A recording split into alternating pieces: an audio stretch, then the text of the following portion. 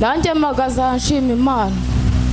Umwana wanjye yari yararwaye ibisebe ku maguru, njya kumuvuza biranga, baramusengera biranga. Nje hano umukozi w'Imana amuha amavuta aranamusengera. Cyo ni ikintu nshimira Imana. Bari barambwiye ngo umwana wanjye bagiye kumuca amaguru, ariko ntibyabaye. Imana ishimwe rwose, afite amavuta menshi, Imana izamugirire neza. Nta turo nazanye, nzarishaka ndizana. Abantu bamwibuka ni bande? Reka Imana tuyizamurire icyubahiro. Haleluya.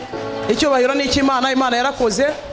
Nabonaga umwana anyitegereza nkayoberwa icyabaye, naho cyamagero kiwe yakiboneye hano.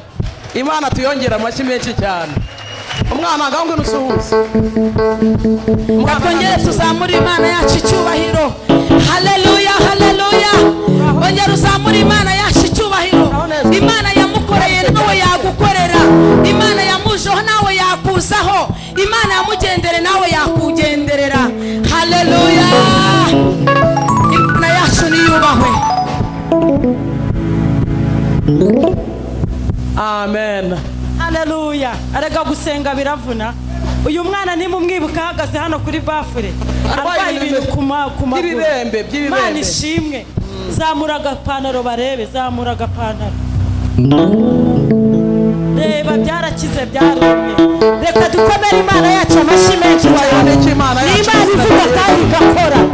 Haleluya. Zamura, haleluya.